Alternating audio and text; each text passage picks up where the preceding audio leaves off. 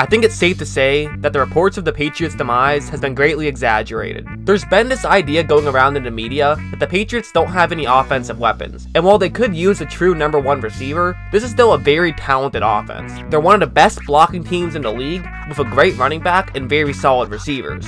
And oh yeah, they also have that Tom Brady guy, who I guess is pretty good. Meanwhile, on the other side of things, there's no question the offensive weapons the Chiefs have. And with both of these teams' defenses seemingly getting hot at the perfect time, this is set up to be a crazy matchup. Let's start things off with talking about how this Patriots offense works. One thing they love to do is pick on opposing linebackers. Take this play for example, the Kansas City Chiefs are running a pretty basic cover 2 zone. This is the route concept that the Patriots are going to be running, and the one route in particular you're going to want to take a look at is Josh Gordon's. And again, I know Josh Gordon isn't on a team anymore, and in fact, several of these plays will have players who are no longer on the team or are no longer healthy or whatnot. However, I'm more so talking about the schemes and the strategies behind these plays, less so the actual players itself in a lot of these instances, which is why I'm still including them. As you see on this route, Gordon will be open at a little point later in the play. However, at that point, there easily could be pressure and Brady might not be able to make a perfect throw. Not to mention, that window isn't very big to begin with. So instead, they're simply going to run play action. As you see, Brady fakes the handoff, and look where the Chiefs linebackers are. They're moving in to fill up gaps. Because they do that, now Gordon has a much bigger window to try to get open. Brady's able to hit him easily, and it leads to a first down. This is another good example of what makes that so effective. This is going to be a run to the right side of the screen, and there's nothing too fancy with the way the Patriots offensive line is blocking. They're going to have their left guard and tackle double team a guy, and everyone else just has one-on-one matchups. But what really makes this play work so well is the following. First, they're going to have Rob Gronkowski take on an edge rusher. They're also going to send James Devlin up to block a linebacker.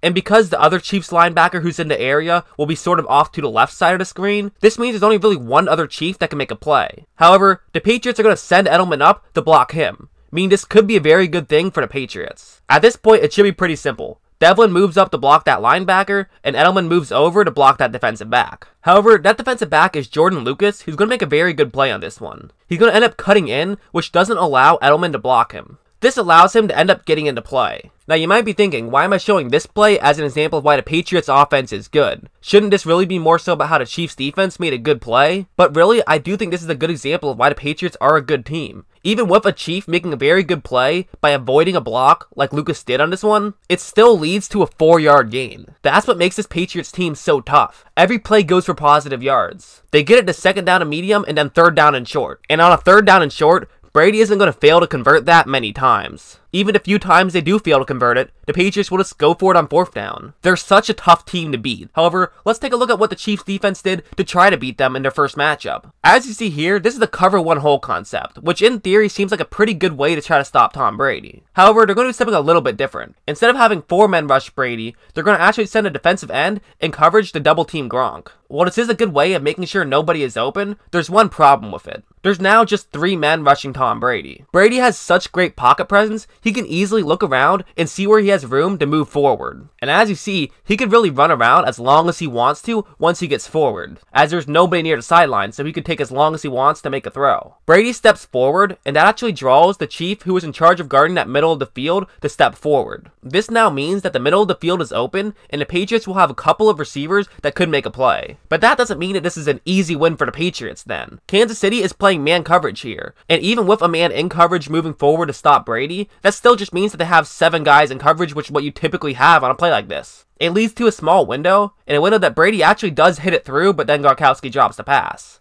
While Brady, of course, is a legend of the game, he's not going to fit it through a tight window every time, so this is a play that could have some upside. This play's another good example of a 3-man rush. As you see, the Chiefs are going to be playing man, and they're going to have 3 players in coverage. The Patriots have their right tackle blocking the edge rusher on the bottom half of the screen, and they're also going to send their running back up to block him at first and then move out to run a route. The Patriots are also going to have their center and left guard double team the Chiefs nose tackle, meaning that they plan on having their right guard one-on-one block the other Chief in that area, and then their left tackle can one-on-one block the edge rusher on the top half of the screen. However, because one of those guys is dropping back into coverage, this is now going to essentially mean that there's going to be 3 Patriots taking on 1 Chief. Because of this, it still leaves an edge rusher with a one-on-one matchup despite there only being 3 rushers. And with nobody clearly open, Brady now just has to pick who he thinks could end up getting open. As you see, it ends up not being the best choice, which is totally understandable as he's basically just making a guess at that point. However, if he threw to one of his other 2 receivers, he could have ended up having somebody open. However, because he had to make a much quicker decision, he ends up trying to fit it through a tight window and it isn't complete. While this play worked out a couple of times, it's certainly far from foolproof. Take a look at this play. They're essentially running the exact same thing. And this is the route concept that the New England Patriots are going to be running. Now the matchup to look at is Kendall Fuller taking on Julian Edelman. As you see, Edelman's going to be running a route towards the end zone. However, if you look at it, Fuller seems to be expecting him to cut at a certain point. This means Edelman is in pretty good position to get over him and get open in the end zone. And Brady is looking straight in that direction, knowing that there's a good chance that Edelman could get open. As you see, the exact same thing happened as the last play, where the Chiefs were able to get a one-on-one matchup with an edge rusher, and once again, that edge rusher did a good job of forcing pressure onto Brady. However, this time, instead of Brady just making a wild guess, he's able to make an educated guess. He sees the positioning and knows that there's a good chance Edelman could get open. Edelman does in fact get open, and Brady hits him for a touchdown. However, not everything the Patriots do ends up working out exactly perfectly. On this play, you're going to really want to take a look at the Patriots' left guard and center. As you see, the Patriots are going to have their center take on the Chief who's in the 4 concept, and they're going to have their left guard take on the nose tackle. It's a pretty simple concept as it's designed to give yourself leverage and make for an easier run. However, the problem with that is Chris Jones. Look at how fast he is here. He runs straight forward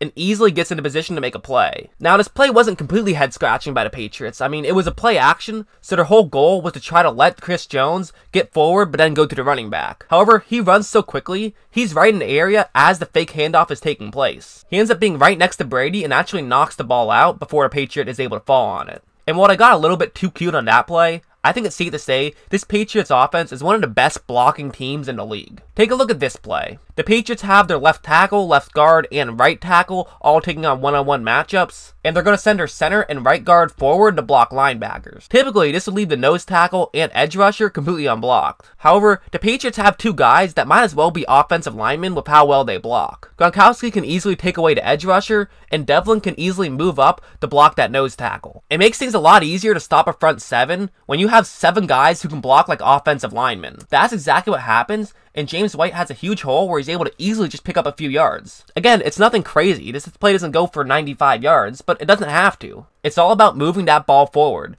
They pick up 5 yards without even having to do anything too fancy. So that's the Patriots offense and the Chiefs defense. But now let's move to the other side of things. The Patriots are running a cover 2 man, but what's really interesting about this play is look at how spread apart the Chiefs receivers are. Because of this, now the Patriots have to have all of their players very far spread out. Meaning the Chiefs could just have all of their guys one-on-one block each of the Patriots that are on the line, and then just send their right guard up to block a linebacker. They don't have to worry about the other linebacker in the area, as they can simply just run it to the top half of the screen. It ends up going for an easy 4 yards. Not because guys made some great blocks and not because there was a great run. Simply because there wasn't that many Patriots in the area. That's what this Chiefs team loves to do. Force you to spread out and then attack you to the middle, or force you to get bunched up and attack you to the outside. This is going to be a screen pass on this play. However, New England's playing cover 2 zone, and typically you want to run a screen against the man coverage. However, that's no problem for the Chiefs. As you see, Kansas City is going to have their center and right guard move up the block whichever 2 Patriots are in those zones. They're also then going to fake a handoff to the running back and then have him move to the top half of the screen.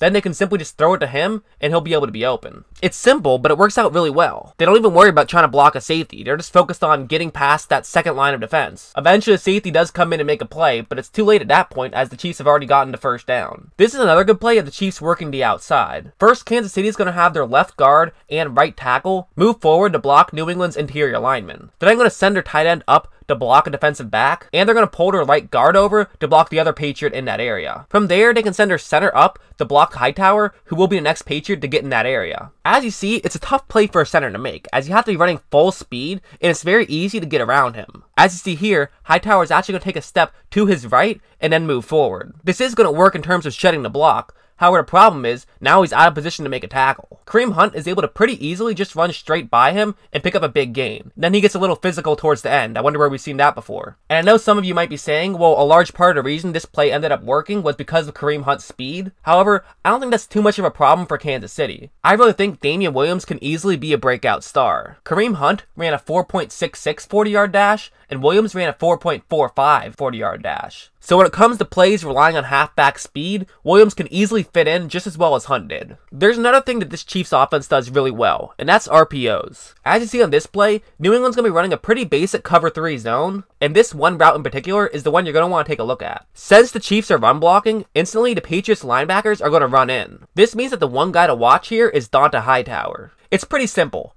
If Donta Hightower drops back into coverage, then Mahomes just hands the ball off. However, if he takes a couple of steps in, then Mahomes simply just throws past him and picks up a first down. As you see, he does take a couple of steps in, and Mahomes hits Kelsey for a big first down. While the Patriots do a great job of picking on opposing teams' linebackers, the Chiefs do too. Take a look at this play. It's a cover 1 hole, and the Chiefs are going to be running a play action. And once again, Kelsey's route is the one to look at. As you see, he's going to be running right in the middle of Donta Hightower's zone. So if all things stay the same, Mahomes won't be able to throw it to Kelsey, as Hightower will be right in the area. But because of the fake, Hightower ends up running forward and is out of position. However, that's not where the play ends. There's a saying in hockey, but I think it works in football as well, and it's that it's never too late to come back. Just because you're out of position doesn't mean you can't get back in position. Hightower realizes what's going on, but instead of doubling down and trying to rush the passer or something, he just drops back into coverage. He ends up making a great play and intercepting the ball. This was a huge interception in the game, and it was entirely because Hightower didn't quit on the play. There's one more thing I want to talk about on this side of the ball, and it's Trey Flowers. This is a play from the Week 17 game against New York, and as you see, Flowers has a one-on-one matchup. New York's right tackle on this play is going to be trying to do something pretty basic. He wants to put his right hand on Trey Flowers' left shoulder, and then put his left hand on Trey Flowers' right pec. This means that a lot of his force is going to be going to Flowers' right, meaning that all Flowers has to do is take a step to his left, and now he should be in pretty good position. As you see, the Jets' right tackle essentially just gets tossed to the ground, and Flowers is able to make a sack. One of the things that makes Flowers so special is that he won't just play on the edge. He'll basically play any concept if it's beneficial to the Patriots. However, I do think he's most effective as the edge, so that's where I'm going to talk about him. As you see, once again it's a one-on-one matchup, but this time he's going up against the Chiefs' left tackle. There's been this weird narrative that the only reason Fisher got nominated to a Pro Bowl is because people know him since he was drafted first overall a while back, but personally I don't think that's the case at all. He's really been having a fantastic season, and take a look at what he does here. As you see, his hands are pretty much straight down. That's key because now Flowers doesn't know where he's going to be trying to grab on. He could try to grab Flowers' left shoulder pad and right pec, or Flowers' right shoulder pad and left pec. However, instead he's going to do neither one of those. He's going to grab both of Flowers' shoulder pads. Because he got his hands down the way they were, Flowers had no way of guessing where he could go. People call this the hug technique, and basically the way it works is it's going to make it very difficult for someone to get around you. However, it does make it easier for someone to run through you. But when you're going up against a guy as talented as Flowers, he's really good at getting around people. So it's the right decision to be doing this a lot. As you see, Flowers does eventually get through Fisher, however it takes him quite some time. Fisher's the bigger guy and is really strong as well. So by the time Flowers does eventually get through him, Mahomes has plenty of time to make a play. As you see, this play took almost 6 seconds from snap to throw. Mahomes makes a great pass, but it was set up by great blocking. This play is another good example of great blocking. As you see on this play, at first, New England is only going to rush 3.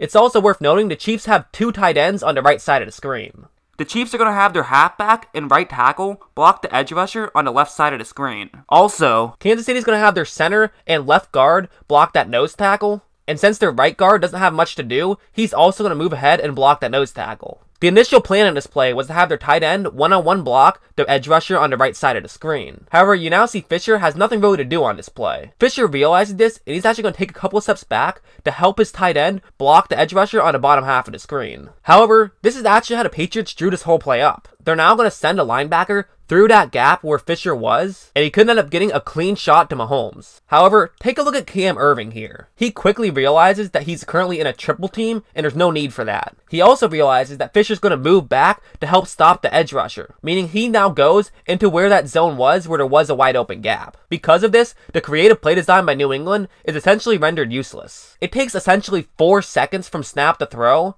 and it's a completely uncontested pass. It's a great awareness from that offensive line. There's a lot of things that are going to play into this game. I haven't even talked about the fact that it's supposed to be like 0 degrees out there, so who knows if these offenses will be able to continue at the pace that they have previously. However, if this season of watching football has taught me anything, it's don't count out Patrick Mahomes. And if the past 2 decades of watching football has taught me anything, it's never count out the Patriots. There's also supposed to be a total lunar eclipse towards the 4th quarter, so we'll have to see if Patrick Mahomes becomes a werefrog or something. And taking all those things into account, I think it's pretty fair to say this game should be pretty interesting to watch.